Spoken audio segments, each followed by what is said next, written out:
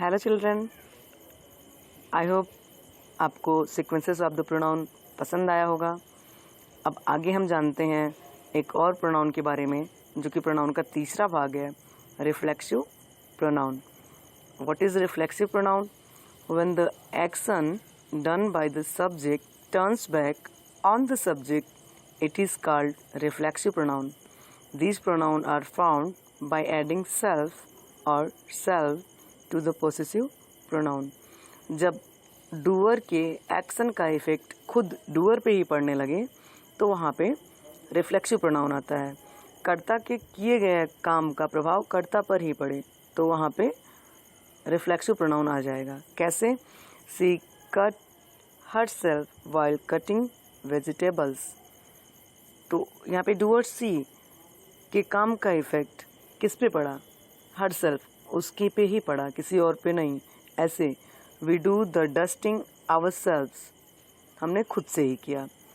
My mother does the cooking herself, यहाँ पे आप पा रहे हैं कि डूअर के एक्शन का इफेक्ट डूअर पे ही पड़ रहा है, इसलिए यहाँ पे रिफ्लेक्सिव प्रोनाउन आएगा।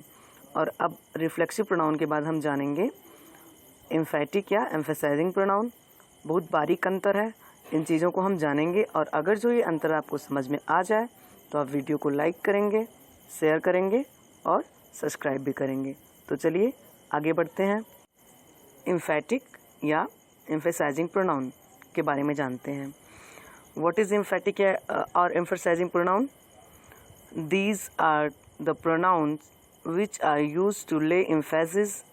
They are also end with self or self. अब ये प्रोनाउन प्रभाव बताने की बात करते हैं। आपका इफेक्ट कितना है खुद पे, कितना प्रयास है, दृढ़ निश्चय कितना है, इसकी जब बात की जाएगी तो हम एम्फेटिक प्रोनाउन के साथ हो लेंगे। एम्फेटिक प्रोनाउन की एग्जाम्पल देखते हैं और समझते हैं। Gandhi ji himself did all manual jobs.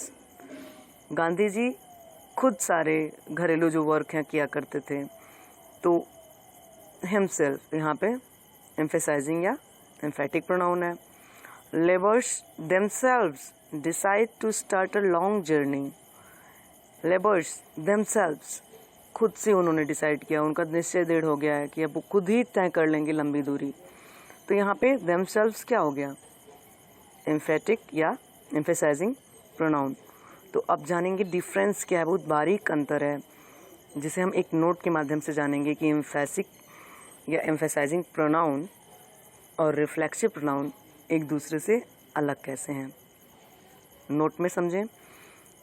Reflexive pronoun always comes after verb, means in the place of object, but emphasizing pronoun always comes just after the subject or doer.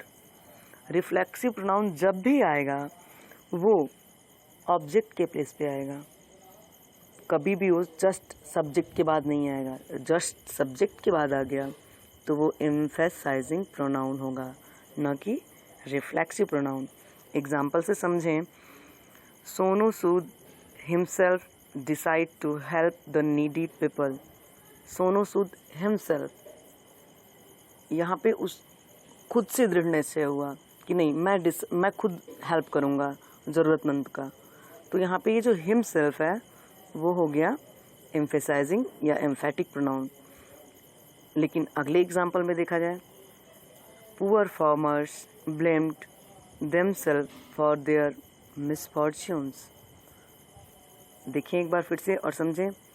Poor farmers blamed themselves for all their misfortunes.